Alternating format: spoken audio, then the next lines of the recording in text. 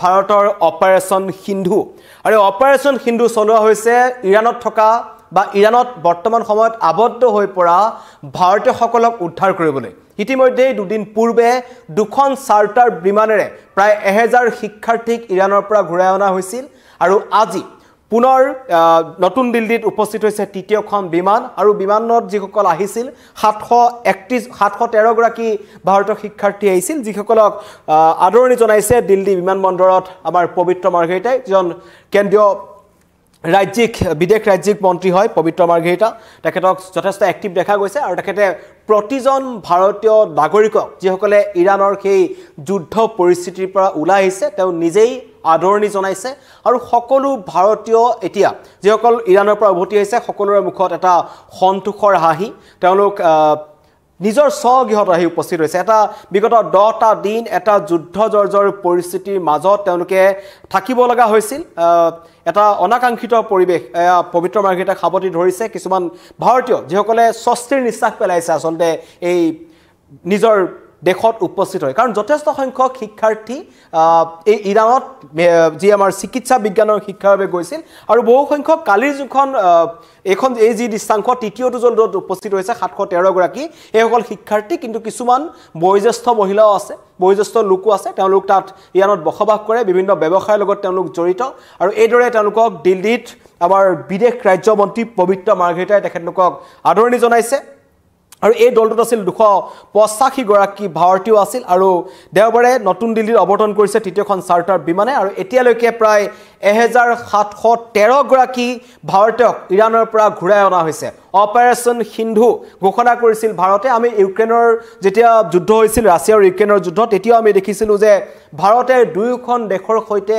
কথা পাতি ভাৰতীয় নাগৰিকসকলৰ যাতে কোনো ক্ষয়ক্ষতি নহয় তাৰ ওপৰত তেওঁলোকে যথেষ্ট গুৰুত্ব প্ৰদান কৰিছিল আৰু কালিৰ দিনটোত আমি দেখিছো ভাৰতৰ প্ৰধানমন্ত্ৰী নৰেন্দ্ৰ মোদীয়ে ইৰাণৰ ৰাষ্ট্ৰপতিলৈ নিজে ফোন কৰিছিল আৰু যুদ্ধ জৰ্জৰ পৰিস্থিতিৰ তেওঁ বুজ লৈছে লগতে ভাৰতীয় লোকসকলক তাৰ পৰা ঘূৰাই অনাৰ ক্ষেত্ৰত যি ব্যৱস্থা গ্ৰহণ কৰিব লাগে সকলো ব্যৱস্থা গ্ৰহণ কৰিছে আৰু ইতিমধ্যে ভাৰতীয় দূতাবাসৰ ফালৰ পৰাও ইৰাণত থকা ভাৰতীয় নাগৰিকসকলৰ সৈতে সকলো যোগাযোগত আছিল হেল্পলাইন নাম্বাৰ মুকলি কৰা হৈছিল যাতে কোনো কাৰণত তেহৰান বা কুম এই অঞ্চলসমূহত যিবোৰ অঞ্চল আছে সেই অঞ্চলসমূহত ভাৰতীয় নাগৰিকসকল বিপদত নপৰে তাৰ ওপৰত তীক্ষ্ণ নজৰ ৰখা হৈছিল প্ৰতিটো মুহূৰ্তৰ খবৰ ৰখা হৈছে আৰু ভাৰতত আহি উপস্থিত হোৱাৰ লগে লগে সকলোৰে হাতে হাতে জাতীয় পতাকা ৰাষ্ট্ৰীয় পতাকা আছে তেওঁলোকে ভাৰত মাতা কি জয় এনেকুৱা ধৰণৰ ধ্বনি দিছে সকলো আহি সুকলমে উপস্থিত হৈছে আৰু এতিয়াও প্ৰায় 9000ৰো অধিক লোক ইৰাণত আবদ্ধ হৈ আছে বুলি আশংকা কৰা হৈছে তেওঁলোক তাত কি পৰিস্থিতিত আছে হেতু দূতাবাসৰ লগত তেওঁলোক নজৰত আছে প্ৰত্যেকজন ভাৰতীয়ৰে নাম সহ তেওঁলোক কোট আছে সকলো ভাৰতীয় দূতাবাসৰ দপ্তৰত আছে বুলি ইতিমধ্যে কোৱা হৈছে যাৰ কাৰণে কোনো চিন্তা কৰিব নালাগে সকলো ভাৰতীয় লোকক সুকলমে ঘূৰাই অনা হ'ব কণ শিশুৰ পৰা বয়োজ্যেষ্ঠ লোকলৈকে সকলো ইৰাণৰ পৰা ঘূৰাই অনা হৈছে এয়া হৈছে দৃশ্যাংশ আৰু তেওঁলোক আহি উপস্থিত হোৱাৰ লগে লগে ভাৰত চৰকাৰক ধন্যবাদ জ্ঞাপন কৰিছে ভাৰত মাতা কি জয় দিছে কাৰণ ইৰাণৰ পৰিস্থিতি অত্যন্ত বেয়া আমেৰিকাই আক্ৰমণ কৰিছে ইৰাণৰ ওপৰত আৰু ইজৰাইলে তেওঁলোকৰ ওপৰত আক্ৰমণ কৰি আছে আক্ৰমণ প্ৰত্যাক্ৰমণত যথেষ্ট লোকৰ মৃত্যু হোৱাৰ খবৰো আছে ইৰাণত এতিয়ালৈকে প্ৰায় 300ৰো অধিক লোকৰ মৃত্যুৰ খবৰ আহি পৰিছে যদিও চৰকাৰী তথ্য নহয় কিন্তু ইজৰাইলে দাবী কৰিছে আৰু তেওঁলোকে যেনেকুৱা ধৰণৰ আক্ৰমণ ইতিমধ্যে ইজৰাইল আৰু আমেৰিকাই আৰম্ভ কৰিছে বৃদ্ধি পোৱাৰ আশংকা দেখা দিছে তেনে পৰিস্থিতিত ভাৰতীয় নাগৰিকসকলক তাৰ পৰা উদ্ধাৰ কৰাটোৱে হৈছে বৰ্তমান সময়ত ভাৰত চৰকাৰৰ অন্যতম লক্ষ্য তাৰ কাৰণে কালি প্ৰধানমন্ত্ৰী মোদীয়ে ইতিমধ্যে কথা পাতিছিল তেওঁলোকৰ ৰাষ্ট্ৰপতিৰ লগত ইৰাণৰ আৰু প্ৰত্যেকটো মুহূৰ্তত ইতিমধ্যে ইৰাণৰ ফালৰ পৰা এটা কথা স্পষ্ট কৰি দিয়া হৈছিল ভাৰতৰ কাৰণে সদিচ্ছা ইৰাণে প্ৰকাশ কৰিছে ভাৰতৰ সৈতে ইৰাণৰ কোনো ধৰণৰ ব্যক্তিগত দুইখন দেশৰ মাজত বন্ধুত্বমূলক সম্পৰ্ক আছে কোনো তেওঁলোকৰ মাজত আখেজ নাই যাৰ কাৰণে ভাৰতীয় নাগৰিকসকলক তাৰ পৰা উলিয়াই অনাৰ ক্ষেত্ৰত ইৰাণৰ আকাশ মাৰ্গ ব্যৱহাৰ কৰিবলৈ ভাৰতীয় সকলক ভাৰত চৰকাৰক ইতিমধ্যে ইৰাণে সেউজ সংকেত দিছিল আৰু ইৰাণৰ সেউজ সংকেত পোৱাৰ পিছৰ পৰা এই ধৰণে এতিয়া অপাৰেশ্যন সিন্ধু ভাৰত চৰকাৰে অব্যাহত ৰাখিছে প্ৰথম দিনাখন 3খন চাৰ্টাৰ বিমান গৈছিল য'ত প্ৰায় 1000 শিক্ষাৰ্থীক ঘূৰাই অনা হৈছিল আৰু লগতে এতিয়া কালি যোনখন বিমান আহিছে এইখনত মাজনিশা আহি উপস্থিত হ'ল নতুন দিল্লীত 285 গৰাকী যাত্ৰীক এইখন বিমানত তাৰ পৰা উলিয়াই অনা হৈছে আৰু তেওঁলোকৰ স্বাস্থ্য পৰীক্ষা কৰোৱা হৈছে আৰু তেওঁলোকৰ যাতে কোনো ধৰণৰ অসুবিধাত নপৰে সকলো তন্নকৈ পৰীক্ষা কৰা হৈছে আৰু ইতিমধ্যে কৈছো যে তেহৰানত ইৰাণত যথেষ্ট সংখ্যক জম্মু কাশ্মীৰৰ শিক্ষাৰ্থীয়ে ইৰাণত চিকিৎসা বিজ্ঞানৰ শিক্ষা গ্ৰহণ কৰি আছে ইৰাণ ইজৰাইলৰ যুদ্ধৰ আৰম্ভণিৰ পৰা দেশখনত যি আতংকময় পৰিৱেশৰ সৃষ্টি হৈছে তাৰ মাজতে এই প্ৰবাসী ভাৰতীয়সকল চিন্তাত পৰিছিল কেনেকৈ তেওঁলোকক উদ্ধাৰ হ'ব প্ৰশ্ন উত্থাপন হয় যে কিহৰ কাৰণে আসলতে ভাৰতীয় নাগৰিকসকলে কিহৰ কাৰণে বা ভাৰতীয় শিক্ষাৰ্থীসকলে কিহৰ কাৰণে ইৰাণক চিকিৎসা বিজ্ঞানৰ পঢ়িবৰ কাৰণে বা চিকিৎসা বিজ্ঞানৰ পাঠদানৰ কাৰণে তেওঁলোক তালৈ যাব বিচাৰে এইটো এটা সকলোৰে মনত এইটো প্ৰশ্ন উদয় হ'ব তাৰ এটা অন্যতম কাৰণ আছে যে এটা চৰ্চালৈ আহিছে কাৰণ যে ভাৰতৰ বিশেষকৈ জম্মু কাশ্মীৰৰ বহু শিক্ষাৰ্থীয়ে চিকিৎসা বিজ্ঞানৰ অধ্যয়নৰ কাৰণে ইৰাণলৈ যায় 2022 চনত ইৰাণত অধ্যয়নৰ বাবে পঞ্জীয়ন হৈছিল 2050 গৰাকী ভাৰতীয় শিক্ষাৰ্থী ভাবক 2022 চনতেই 2050 গৰাকী শিক্ষাৰ্থীয়ে মেডিকেল পঢ়িবৰ কাৰণে চিকিৎসা বিজ্ঞানৰ কাৰণে তেওঁলোক ইৰাণলৈ গৈছিল আৰু অধিকাংশই পঞ্জীয়ন হৈছিল চিকিৎসা বিজ্ঞান বিষয়ত অধ্যয়ন কৰাৰ কাৰণে 250 গৰাকীৰ ভিতৰত প্ৰায় 80% চিকিৎসা বিজ্ঞানত পঢ়িবৰ কাৰণে ইৰাণলৈ উৰা মাৰিছিল তেহৰান চিকিৎসা বিশ্ববিদ্যালয়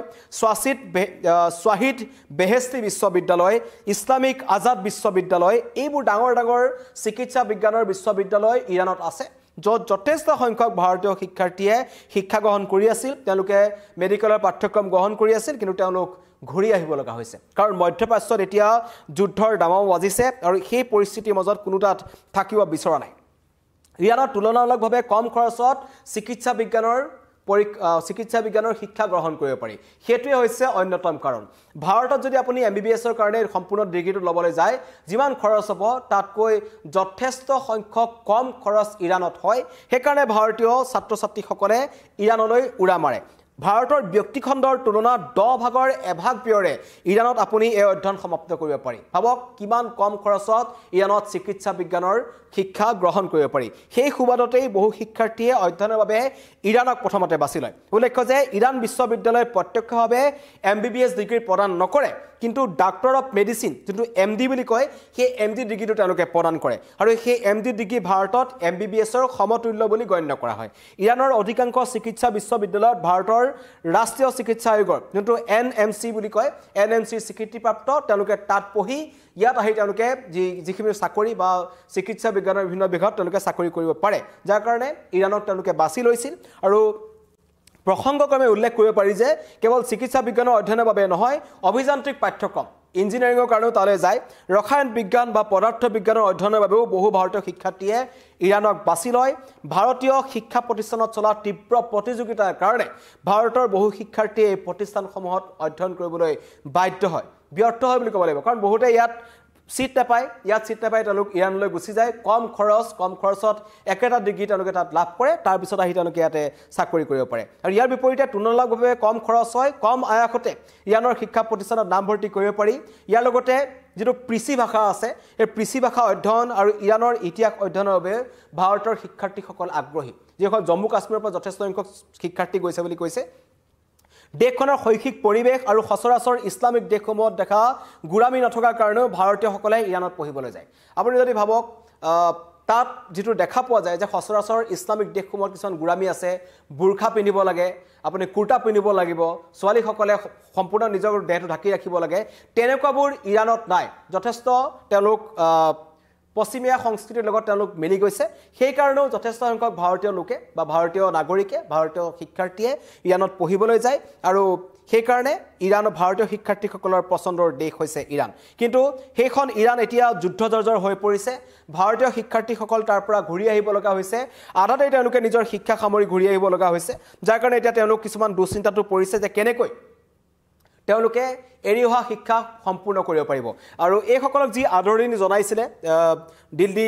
যি আমাৰ বিমানবন্দৰ আছে বিমানবন্দৰত পবিত্ৰ মাৰ্ঘেটাক দেখা গৈছে আমাৰ অসমৰ যিজনক বিদেশ এতিয়া ৰাজ্যিক বিদেশ মন্ত্ৰী বুলি ক'ব লাগিব পবিত্ৰ মাৰ্ঘেটা তেখেতে সকলোকে নিজ হাতেৰে কৰ্মদন কৰি হেণ্ডশেক কৰি তেখেতে আদৰণি জনাইছে যথেষ্ট তেখেতক লগ পাই ভাৰতীয় নাগৰিকসকল উৎফুল্লিত পবিত্ৰ মাৰ্ঘেটাৰ মন্তব্য আহিছে আমি আপোনালোকক শুনাব বিচাৰিছো Special evacuation flight has arrived in New Delhi Airport tonight at 11 p.m. Carrying 285 Indian nationals from Iran. It arrived from Masad of Iran. In that plane, we had 285 Indian passengers, Indian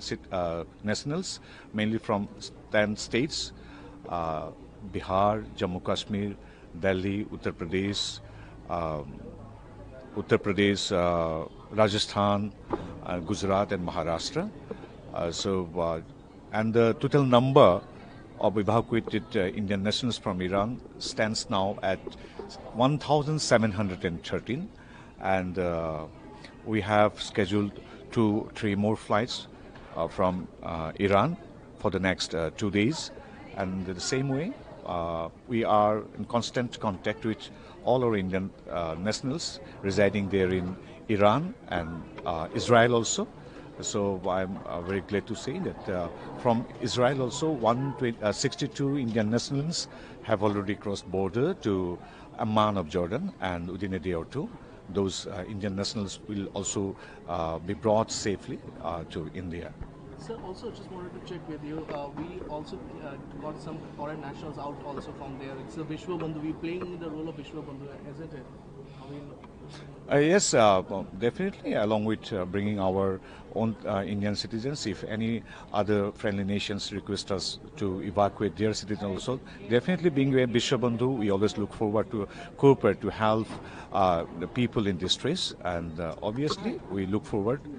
to bring all our people in distress bring back to India, along with, if need be, other citizens of other countries as well. Thank you. পবিত্ৰ মাৰ্গাৰেটৰ মন্তব্য শুনিলে আৰু যিসকল ভাৰতীয় নাগৰিক বৰ্তমানো ইৰাণৰ বিভিন্ন চহৰসমূহত আবদ্ধ হৈ আছে তেওঁলোকক অনতিপলমে ভাৰতলৈ ঘূৰাই অনাৰ ব্যৱস্থা কৰা হ'ব। চাৰ্টাৰ বিমানসমূহ তালৈ গৈছে। ইৰাণেও সদিচ্ছা প্ৰকাশ কৰিছে,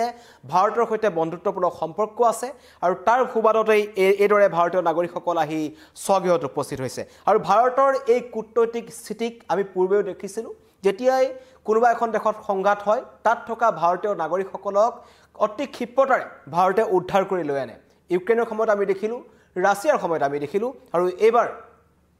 আমি ইৰাণৰ ক্ষেত্ৰত দেখিছোঁ ইৰাণত থকা নাগৰিকসকলক ঘূৰাই অনা হৈছে। কাৰণ ইতিমধ্যে আমেৰিকাৰ আক্ৰমণ কৰাৰ পিছত বিশ্বৰ বহু সংখ্যক দেশে তাত থকা দূতাবাসত থকা বিষয়াসকলকে তাৰ পৰা লৈ আনিছে, কাৰণ পৰিস্থিতি অধিক ভয়ংকৰ হোৱাৰ আশংকা আছে। আৰু সেই অধিক ভয়ংকৰ হোৱাৰ আগে আগে ভাৰতীয় নাগৰিকসকলক ইয়ালৈ অনাৰ ব্যৱস্থা কৰিছে, যাৰ কাৰণে এই নাগৰিকসকলেও ভাৰত চৰকাৰক ধন্যবাদ জ্ঞাপন কৰিছে আৰু ভাৰত চৰকাৰেও ইৰাণ চৰকাৰক ধন্যবাদ জ্ঞাপন কৰিছে যে ভাৰতৰ প্ৰতি তেওঁলোকে সদিচ্ছা প্ৰকাশ কৰিছে, যাতে এই অপাৰেশ্যন সিন্ধুৰ জৰিয়তে ভাৰতীয় নাগৰিকসকল আহি পুনৰ স্বগৃহত উপস্থিত হৈছে। যথেষ্ট উৎফুল্লিত দেখা গৈছে ভাৰতীয় নাগৰিকসকলক। ধন্যবাদ।